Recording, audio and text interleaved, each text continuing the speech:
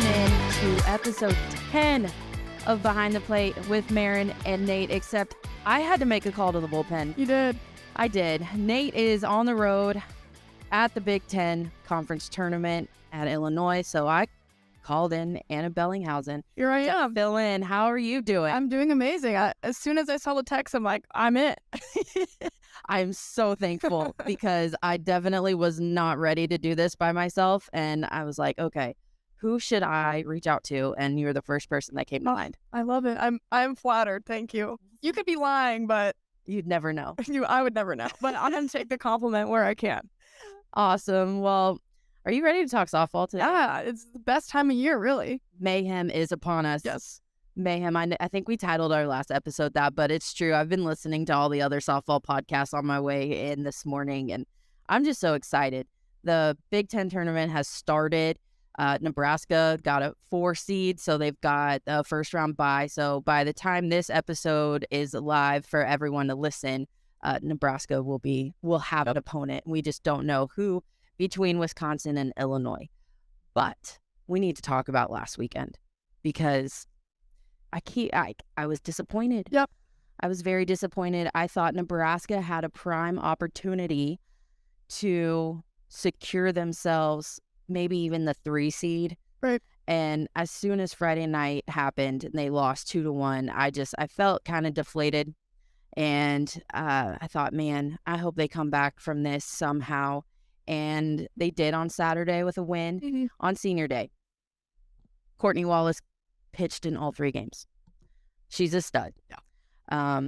So I just feel, and then Sunday they lose. And Ohio State was a team coming in on the bubble. And I kept saying that last week. They're on the bubble. They were playing for their lives because if they lose that series, they're done. I don't think Ohio State even winning a couple games in the conference tournament would get them into the NCAA tournament, but winning that series, it helped their RPI. And now we're looking at maybe 6 teams instead of 5. But you've done your research. I have. So, I've done a little bit of research, of course. I mean, you got to prep for the shows. But, Maren, like you said, a disappointing weekend for Nebraska, losing 2 of 3 to Ohio State, who's now the 6th seed. It's just tough to finish a season on that note because that kind of kills momentum. But also, you can think of it as a different way of like, whoa, guys, like, let's slow down. What went wrong and how can we fix it? So maybe it's good that Nebraska's learning that right now at the season finale and can take what they've learned from the Ohio State series and say, like, let's regroup, let's rework what we're trying to do. So you could take it one of 2 ways. Obviously, yes, disappointing. You're at home, season finale, you want to do it for the seniors, of course. But again, maybe they could kind of learn from it and they could end up being beneficial down the road. But slipping to a 4 seed is not beneficial. Of course, you obviously want the easier draw being a 3 seed, but still Nebraska's in a good place to make a run in this tournament. Yeah, they've only won 2 games in their last 6. Yeah.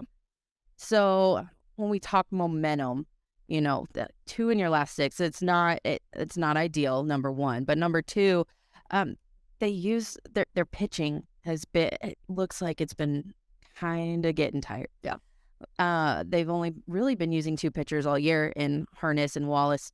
And with Wallace pitching 197 innings in the regular season. That's incredible. More than any other pitcher in the Big Ten. And I'm sure we will talk more about Courtney Wallace and what she's meant to this team a little bit later in our episode when Mattie Fowler Burkhardt joins us. But in the meantime, we've got to see something from Nebraska. We've got to see something from the pitching staff. They've got to take charge because the ERAs are high. They're going to get scored on, right? So what is the pitching staff going to do to flip that, right? Because now we're in postseason. Defense and pitching wins championships. Yep. Period. We saw it last year when they made their run to win the conference tournament when Olivia Farrell just kind of took the reins, right? She shut down the offenses. And I've got to see something like that for them to do something similar. No, agreed. The saying is always pitching and defense wins the ball games, and hitting can come and go. Of course, there's going to be days where your hitters are off, but if you can have those solid women in the bullpen that are backing up all the hitting, but it's also to say maybe you do need that extra run support, and maybe the people that have to step up have to be those in the box. And that might be the story for Nebraska because, like you said, Maren, the pitching staff might be a little tired right now. Yeah. I mean, just looking, if we look at the last 6 games, right? Let's look at the last 5. Let's exclude the 22-4 loss against Northwestern. That's a fluke. We're not going to count that. Okay, but there's an 8-6 loss. Normally 6 runs would win you a game, right? A 10-9 loss, 9 runs normally would win you a game. And then 2-1, that's close, but winnable. 4-3, they win, and then 6-4, right? 4 runs. As myself, as a softball coach, 3 runs is what you should provide your pitcher, and that should be enough for a win. They're getting outscored. That's the name of the game right now for Nebraska. And if you look back to that Ohio State series, the final game, bases loaded, bottom of the 7th, 1 out, down 2 runs. Yep. And they couldn't deliver. I know. And it's the runners left on base that kill you. Yep. But again, you have to point back to the pitching staff and say, hey, we need to lower those numbers, of course, in those ERAs, but there's still positions for those batters to be in, and you kind of just have to play the game that's being given to you at that point, especially when it's do or die time in the Big Ten tournament. If the pitching isn't there, I mean, it's on those hitters to pick up the slack for sure. Yeah, and I think we saw what this lineup can do in situations this year, but the Big Ten announced their regular season awards today, and there's only 3 players on the list, period, right? So you've got Broken Billy Andrews, and then you have Caitlin Kaneda. All 3 of them made first team All Big Ten. There's nobody on the second team.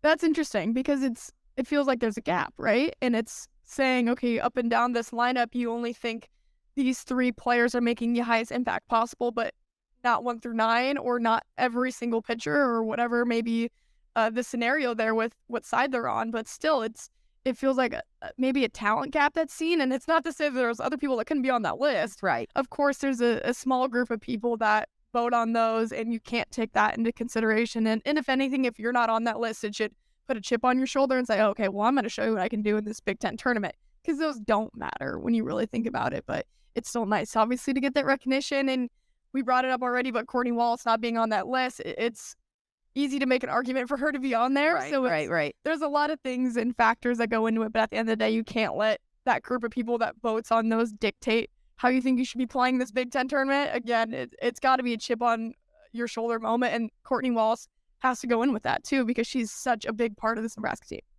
And on that note, we're going to bring in someone who really knows this team probably better than both of us, and she's got to put up with my normal co-host, Nate Rohr, a lot more often than I do. But let's welcome in Mattie Fowler Burkhardt to our show. Mattie, how are you? I'm doing well. I'm excited for postseason. It's best time of the year. We're finally here. So excited. I guess we've been ranting back and forth a little bit this morning with the Big Ten awards that were announced. I know we just finished kind of recapping that, but I just want to go full in. Courtney Wallace being left out. As someone who has covered this team throughout the season, when I look at these awards, it's a lot to me of where would this team be without this player? And to see Courtney Wallace not make any of the teams, it just really stood out to me. What are your thoughts? Yeah, Nate and I talked a lot about this at the end of the weekend, is that 23 games, she appeared in 22 in conference as a pitcher. I mean, that is just insane. Nobody else had that body of work of 22 of 23 games. So the consistency that takes day in, day out, and its mental toughness, its physical training, the conditioning, she had to be prepared to do then. She's a 5th-year senior. I was a 5th-year senior. Your body hurts. I mean, I can speak from experience. She's the heartbeat of the team. Where she goes, Husker softball goes, and they're a top 4 team. So does your ace deserve to be there as a top 4 team? Probably. Go ahead. I was gonna say exactly what we were saying before, but do you think that can give her a chip on her shoulder going in? And maybe I didn't get that recognition, but it doesn't matter now because I can prove myself in this Big Ten tournament and NCAA tournament. For sure, and I think there's a chip on the shoulder for the whole team. They're the defending champions, Right. with tournaments. So I'm sure Coach Ravella is talking to them about that mentality right now, is that you're going in to this weekend and you've done this before. We did this last year. We ran the table. This is where our best. It doesn't matter what happened the last 2 weekends. They had two tough weekends in a row, but it was good competition. Flush it. It's a whole new ball game in postseason. That's what I love more than anything. You get your seeding and you go, and it's your own future and you write the path. And so I'm sure they're talking about that right now, that this is when we're our best. Because this is where they were last year. They were kind of slumping at the end of the season last year in conference, and then they turned it on for the Big Ten tournament and went on that really fun run. So Courtney is, what I love about her is she's just, you can't break her. I mean, every time she did this, she would get hit hard on a Friday night and she'd get the ball on Saturday and she'd come back and she'd be tough as nails. I mean, so she's just got that mentality. So this is just another thing. She can use it to fuel her. And I'm excited to see what the team does with a little bit of rest and kind of going into this Thursday, Friday, Saturday stretch, and hopefully they go on a run again. What are your thoughts on the Andrews sisters? Because I love them. I love watching them. I love everything about them. And now we've got 2 of them as first team all Big Ten players. And I feel like we've just been waiting for Brooke to have this breakout year. And it's happening. And we're all witnesses to it. And it makes me so happy. I smile every time she gets on base because I have gotten to know her throughout this season. And I just know how hard she's worked. Yeah. So what have you seen from them? Yep, I talked to Coach Ravell about this, and she said Brooke has always been every bit the athlete that Billie Andrews is, and she almost just needed to let herself shine. And with the season that Billie had last year and our breakout freshman year, I've been in that situation as a sister of their roles are a little reversed. My sister was my older sister, and I could feel that sometimes on me too, is that she was shining so high. It's like you almost dull your own shine a little bit just because you're rooting on your sibling, but they are so athletic. They are so versatile. We saw Brooke Andrews this year in the Arizona series on the road. Hadn't played infield at all, hadn't trained in the infield at all. And Sydney Gray gets hand injury and they pull her out of center field and throw her at third base. I mean, that's the kind of athlete she is. They run well. They have such good hand-eye coordination. And it's just so fun. I mean, how proud their parents must be, that they're both on the first team. And then how lucky are we that we get them both back? This was Brooke's 4th year, but she had the COVID year. And so she's going to come back. She's going to go out at the same time as her sister. There's a year gap between them, but just so fun. I call them fire and ice. So, Billie being the fire, and she's very loud and she's a little more flashy with her play, where Brooke, we've just seen her. She's been so consistent. She's been so good in those pressure situations. She's got the ice in her vein. She's clutch. So we get the fire and ice Andrews sisters, and I love them. Yeah, I think they're going to need a lot of that too come this postseason play, especially with maybe there might be some pitching struggles. The pitching staff might be a little depleted at times. How do you want to see the bats step up throughout this tournament? What do they need to do? Yeah, I think that was the storyline from this Ohio State series, was more timely hitting. There's a lot of firepower in this lineup. It just seems like they haven't always strung it together at the same time. There's been other people that have been really hot, and then some hitters have cooled off. And I don't feel like there's been a point in the season where 1 through 9, where they all have really good stats, but they've been kind of hot, and cold at different times. So it's perfect time. If they're ever going to all get hot at one time, now's the time. Friday night, Ohio State, it was a 2-1 ball game, and Courtney Wallace pitched really well and good enough to get a win. And it was the offense who didn't come up in that situation. They left some runners on, and I'm sure they've had that conversation this week. Is just how can we be more productive when we have runners in scoring position and to string those hits together. But there's the ceiling is the limit for this offense. They have so much power. We saw them break the single season home run record for Nebraska softball and home runs last year. Haven't had as high of production this year, but you just feel like there's still something untapped. And if they can really, all get going at the same time, it could be really electric. As someone who's played in this situation before, how are you able to kind of wipe clean the regular season and start fresh with postseason? It is one of those things that's like, once you're in, you're in. It doesn't matter. So They're still in school right now, so there's not quite that same feeling. I loved when school was out and you were just playing. It was the only time in my life I felt like a professional athlete because I didn't have any other responsibilities going on. I was getting my per diem and I was playing softball. And like that feeling is so exhilarating because once school was out, we could have morning practices. We could, whatever, you could get up and train. You could go hit extra buckets balls in the middle of the day. I didn't have a paper to write. I mean, it's just literally the best feeling. I would go back to that at any time. Just snap me back to postseason softball with no school. So I've always felt for schools like Northwestern who on the quarter system that they're still in school when they make it to the World Series. I'm like, oh, Yeah, they're studying for finals when they're at the World Series. I don't really focus on that no whatsoever. So let's kind of talk about the Big Ten in general. I think we've talked in depth on Nebraska, but there is a possibility that we're looking at having an NCAA tournament this year without Michigan. How wild is that? It's really wild, and I kind of compare it to Arizona softball a little bit right now. Where we could have a tournament without Arizona, and those are two powerhouse schools, and it's a changing of the guard, which is tough. And you also had really good senior classes leave from both those programs. You had some key transfers that left, and that's how it goes. But you've got a great coach in Monty. You've got a great coach in Caitlin Love at Arizona, and it's a changing of the guard. You had the two all-time winningest coaches, retire from the sport. You never know. Michigan could. I think they'd need some big key wins this tournament, and they could, slide in with their body of work and how tough their schedule was all season. But I'm not worried about them either one of those schools bouncing back. But it would be a weird thing to look at a group of 64 and not see a Michigan name in there.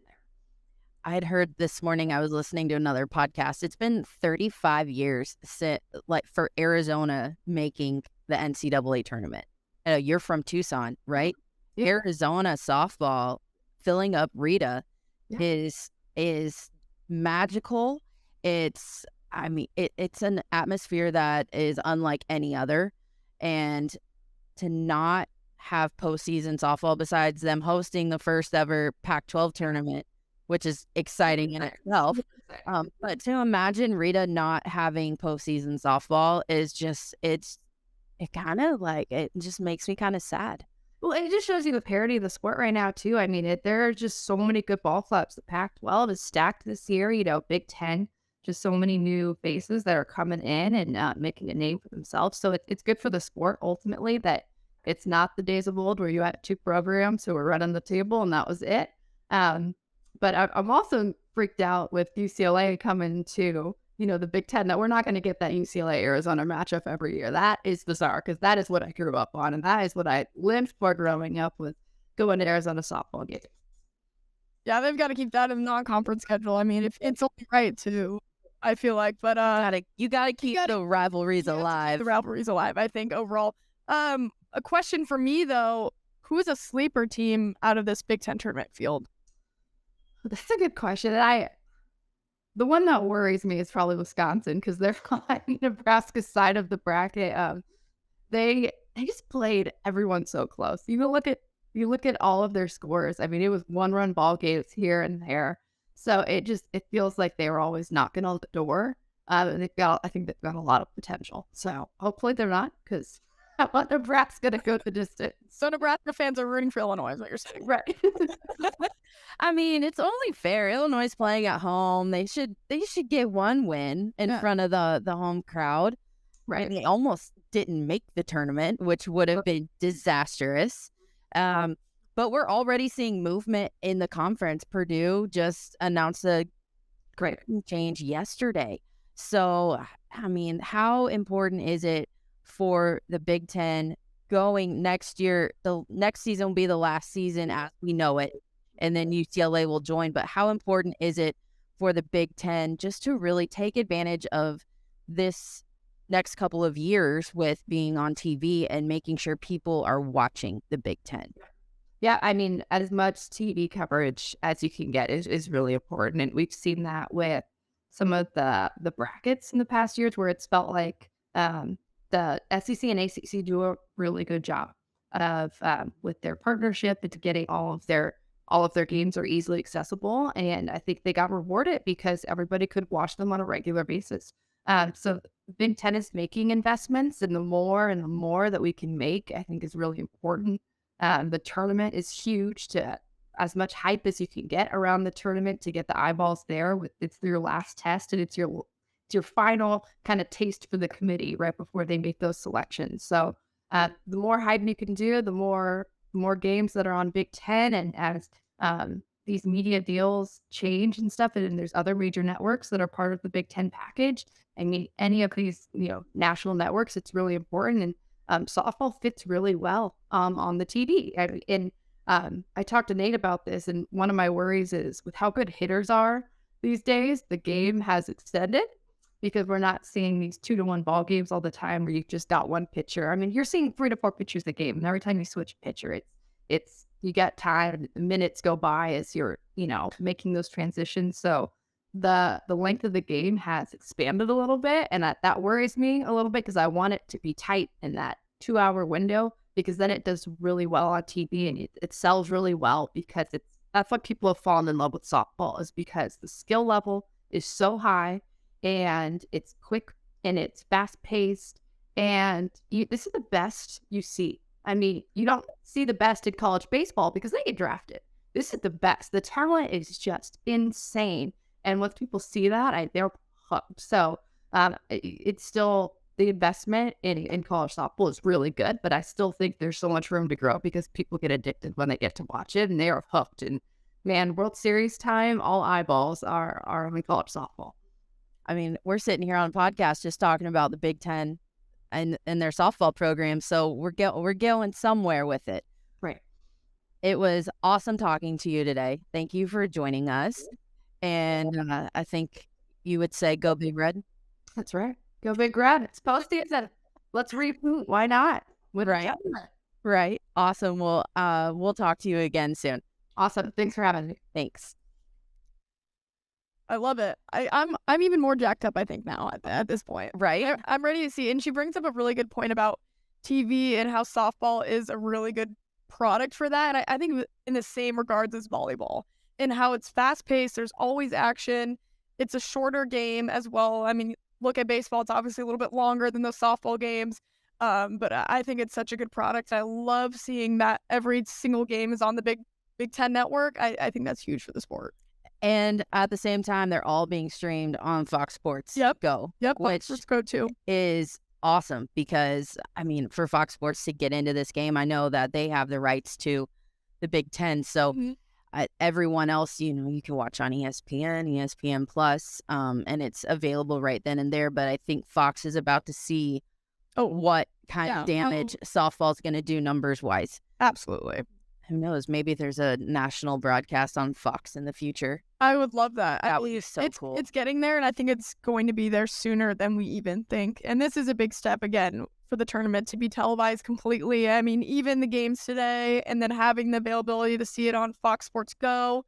And it also helps the NCAA committee see everything and have that visibility.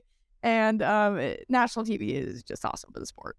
And we're going to bring in someone now who clearly knows a lot more about the national landscape than just the Big Ten, but my former intern, Brady Vernon, joins us. He covers college softball for D1 Softball. Brady, how are you? I'm good. A little stressful this morning. My pregnant wife decided that while I go to Tucson, that someone's going to paint her entire house before her baby comes. So we've been moving furniture all morning. Get to drive down to Tucson. How excited are you for this Pac-12 tournament? I mean, it's something that I've always wanted, especially kind of going to Pac-12 school, and I've always kind of wondered, because I started covering softball in 2018, and I was like, why are they the only ones that don't have a tournament? So I've always wanted it. So I'm really excited to see how it plays out, and especially because, I don't think many people expected to have Arizona and ASU be the open game, so I'm hoping for a really big crowd. Right. And I don't think anybody expected Arizona to be in the situation that they're in. What have you seen from Arizona this year that kind of has them in this situation where they are in big trouble when it comes to making the postseason after this? I mean, it's kind of the same flaws that they had last year is in the circle. The only difference was that, they got by last year because they had when Hannah Bowen was healthy, and when we got in the postseason, Bowen and Devin Nets were super good.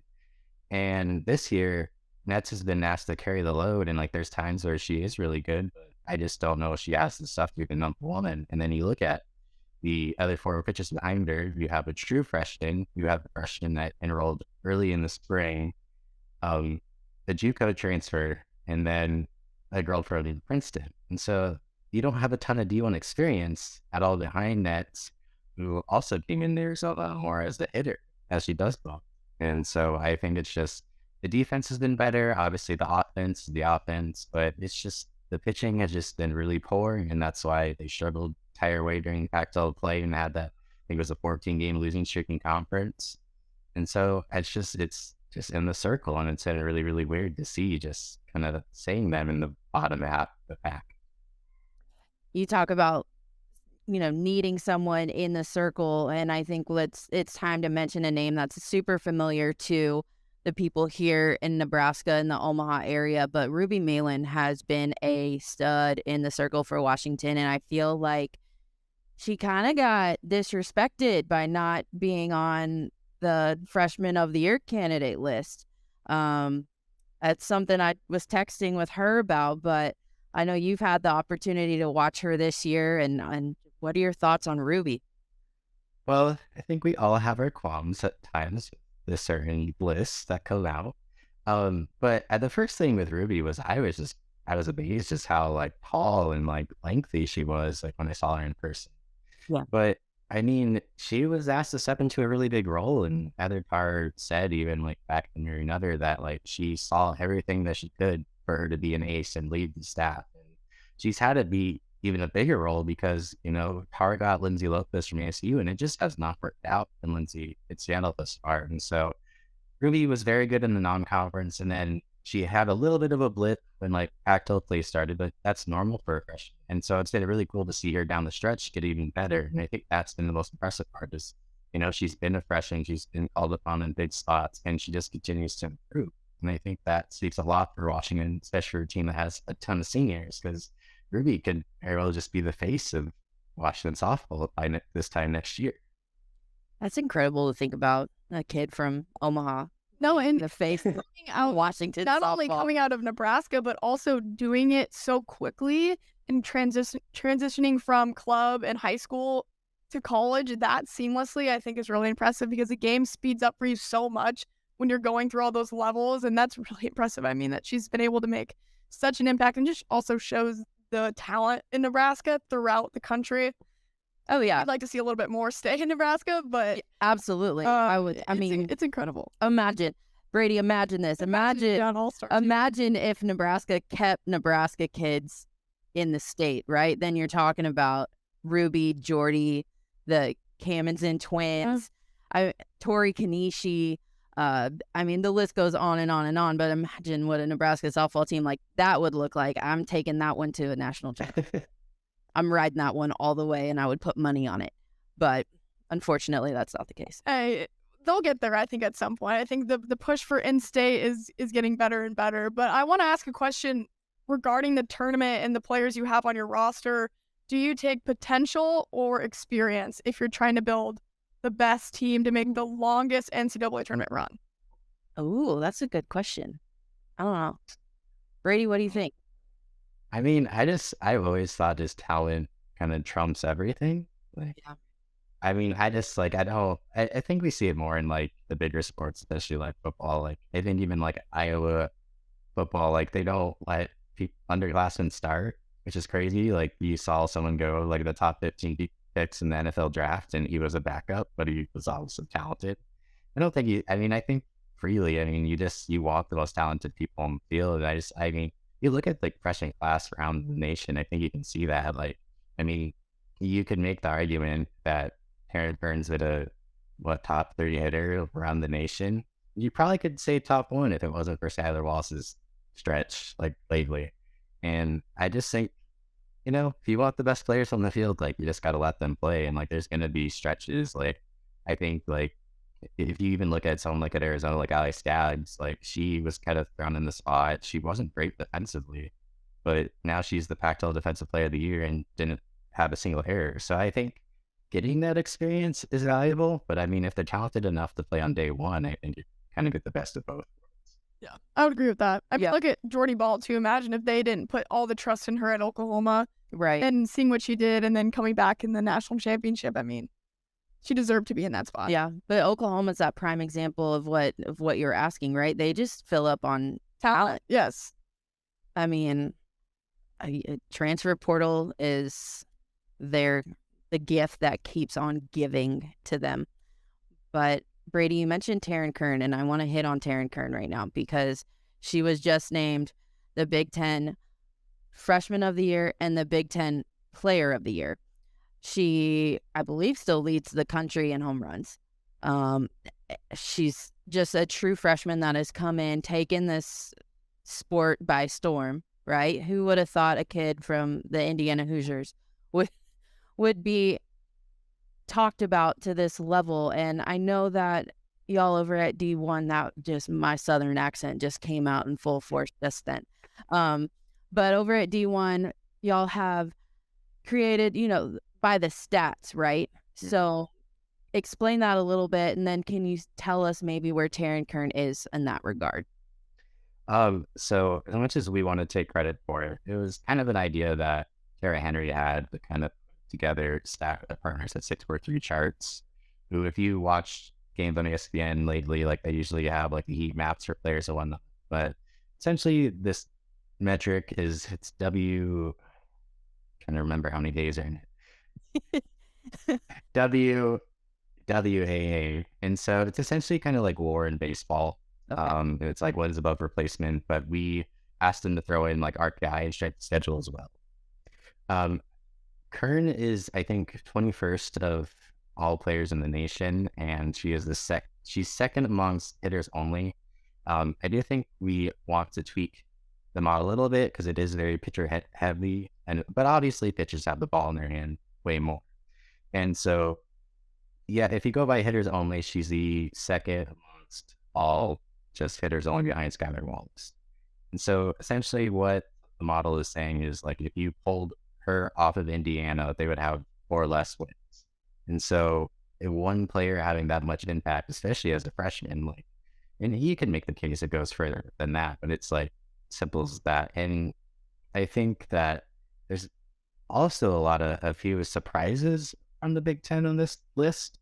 I don't think Autumn Pease is a surprise, especially what she's done down the stretch. But she became 4th of everyone in the nation behind only Mattie Penta, Montana Fouts, and Valerie Cagle. And then I don't think many people around the nation like see Penn State, but Bailey Parshall was 13th amongst everyone in the nation. And I think it helps put perspective just like for those teams that, we don't see every day around the nation, your UCLA's, your Oklahoma's, that, there are girls out there that really command more attention for what they're doing for their team single-handedly. And Penn State is on the bubble right now for the tournament. And like, if they didn't have Bailey Parshall, I don't think it would be even close. Yeah, you mentioned that Penn State sitting at a 45 RPI today. They're middle of the pack in the conference, but they got off to a really hot start, struggled in conference play. But like you said, Bailey Parshall, she's just kind of just taken the reins of that team and led them to this point. What are the chances for Penn State, honestly, to make the NCAA tournament? What needs to happen? Going through like all of the bracketology, because I do that, also I do softball. The Big Ten is the most interesting tournament because you can make the case that there's 6 bubble teams if you want to include like Nebraska, even though I think they're pretty safe. A lot of things would have to go bad, but Penn State would probably need to obviously win the first game against Michigan because that would help with another like, top 50 win RPI. And then they would probably have to beat Indiana in the second round. And then from there, you just kind of hope that things break your way as well. Because say if like a team that isn't Louisiana wins the Sun Belt Conference, that's going to be a stolen bid because Louisiana is going to be in regardless. And so for Penn State to get in, like, yeah, they're going to have to win 2 games. Even like a team like Wisconsin, they have like the best resume, but their RPI is kind of down. So they would probably need to win like that, their game against Illinois and the game against Nebraska. So, I mean, it's kind of like win or go home in 2 senses. Like for that Penn State Michigan game, the loser of that's most definitely kind of out of that NCAA tournament. Say if like Ohio State stumbles like against Rutgers, that probably closes their chances, because just as simple as Penn State's loss in the regular season finale to Purdue dropped them 10 spots in the RPI. So like that's how fickle it is right now in the bubble. Wow. So I think the favorite to win the Big Ten is Northwestern. But do you have a dark horse that you've been keeping an eye on? So I did the preview for Big Ten, and I almost wanted to put Minnesota as the favorite. I just think what Pease is doing right now is just, I think it's remarkable.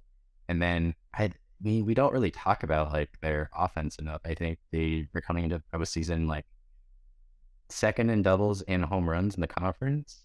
And so I just having like, if you get into a pitcher's duel, like I'm going to want that kind of offense and score like really quickly with just one swing at the bat. And so I think that they got like a good draw too, because like depending on how that Ohio State Rutgers game goes, they're going to get that. And they swept Ohio State pretty easily a couple of weeks ago. They handled Indiana, and I know they got swept by Northwestern, but I mean, that was opening weekend of conference play. And I don't think Minnesota was playing their best ball then. And part of it is Northwestern's been good. I mean, I think they were stronger last year, which is odd because the metrics love them more this year because of their strength schedule.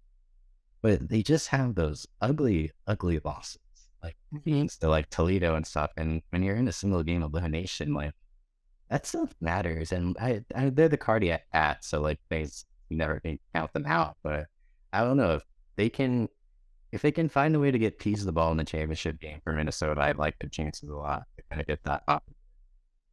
I'm looking right now as we're recording. Rutgers is actually beating Ohio State 4-2 in the bottom of the 5th. So here's the Big Ten for you in a nutshell. Nobody's safe. Nobody seems safe at all.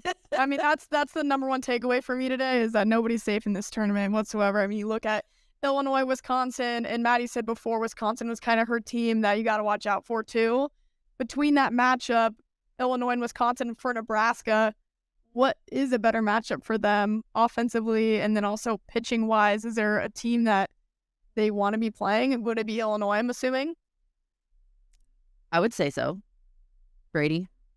Like I said, like Wisconsin has like a really good resume of wins. Like, I think they have the most like against the top 100 RPI of all the like kind of published teams.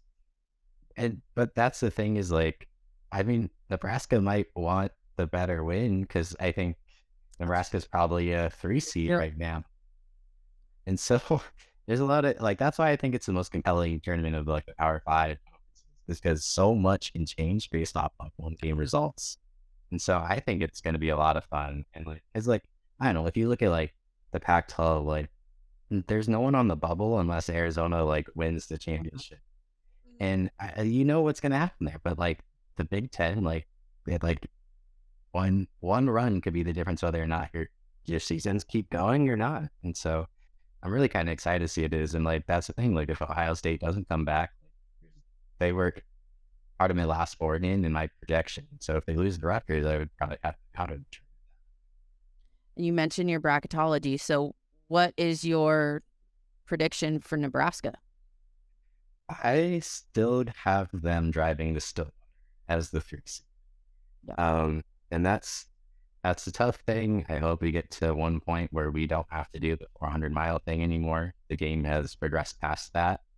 I think that they really are going to consider going forward the top 32 seeding like they do in volleyball and soccer, because like we don't need to see the same teams every single year drive to the same places. We want to see the best regionals. We want to see the best teams. Like I like say if Clemson doesn't host, they're going to go back to Alabama. Like that doesn't seem fair to either one of them based on like metrics. Or like Central Arkansas, like they have a top 20 RPI, but they can go to the Oklahomas, they can go to Arkansas. Like you kind of wanted them to go to like one of the like a Louisiana, like just because of how the Heart Gag matches. Right? And they're a top 25 team. So that like take that into consideration too. So you've got the Huskers in Stillwater as a 3 seed, and was Wichita your 2 seed? With a Wichita State too. And so it's like, I mean, that's going to be one of the like hardest regionals. And so it's like, but it's what unfortunately has to be done based off the rules. Maybe they just throw in a curveball and we get some fun matches that we aren't expecting and they just stitch it. So worst case scenario, Nebraska, let's say, loses that game against either Wisconsin or Illinois. Would you still say 3 seed for Nebraska?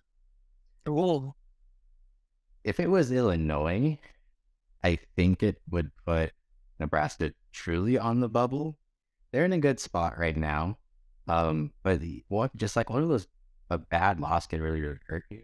I don't like a lot of things would have to go bad, like stolen bids, but like those conferences would be like Conference USA, the Sun Belt, and then ASUN. Like if someone random like that wasn't projected to be in the bracket would get in, then Nebraska would be in trouble. But they lost the opening game to Wisconsin. I don't think it would change very much. I think they would still kind of be in very comfortably. that's fair. Well, I've learned in covering Nebraska that they do not do Selection Sunday festivities, because I think they don't want to be disappointed if they don't see their name pop up, but B, it's all business. So I was kind of disappointed to hear that, but I'm so excited. I'm excited to watch the rest of the tournament. I'm excited to watch all of it. Brady, thank you so much, and tell our listeners where they can follow you. And your work.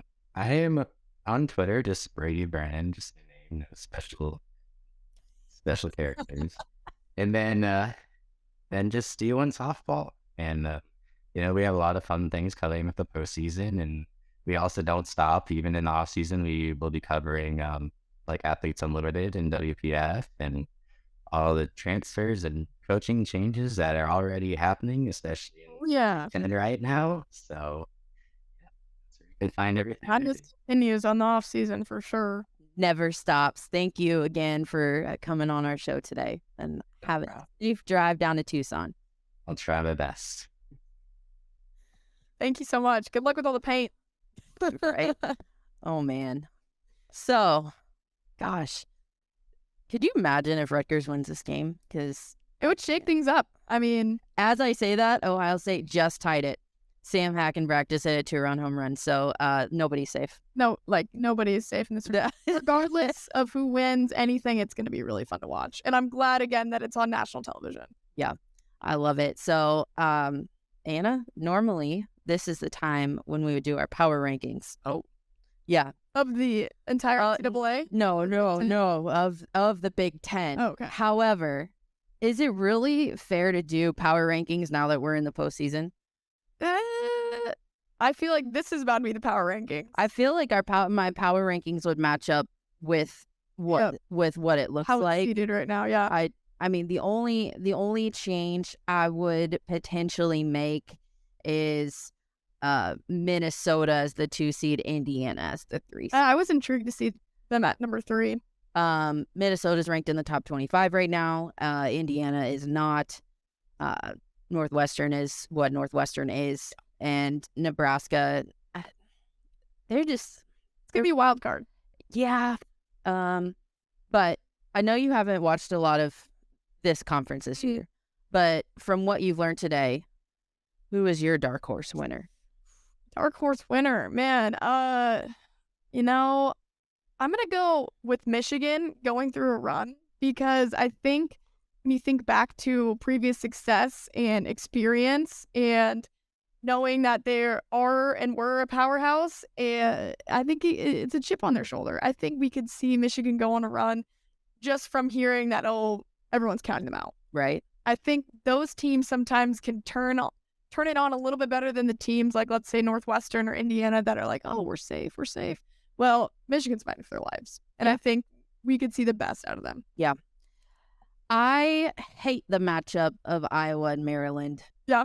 because those two teams were my favorite teams this season. One of them has to go. And one of them is going to be done. I can't decide. I don't want to decide. It's not fun for me. So in that case, I'm not going to pick any one of those teams. I think it would be awesome if Nebraska could get it together and make a run and really secure a spot. But I kind of agree with you on Michigan, because I don't think any of the girls on the Michigan team know what postseason is like without Michigan. Yeah. And to have that be part of your legacy. It's your DNA. And you're like, but imagine being a player right now, not making the postseason tournament, and then being known as the first team and not make the tournament. No one wants to break that streak. And not in the year that you name your stadium after Carol Hutchins. I mean, like, no, that's not okay. So Michigan, I've got my eyes on you. So does Anna. So prove us right. And please do. Yeah. On my first appearance. Yeah. Be nice to me, Michigan. Jeez. So I thought today was so much fun. It was a blast. Thanks so much for asking me to be on. I'm glad you had nothing going on and you could just hop up here. I would clear my entire schedule for this anytime. So Oh, you that's just let me awesome. know. I'll make sure the next time I have to call the bullpen, it's definitely you. So thank you all for listening. If you're watching on YouTube, thanks for being here. And we will talk to you next week, right after Selection Sunday. Nate and I will be back in studio to break down our thoughts and preview what is to come. It's mayhem. Can't wait. Let's do it.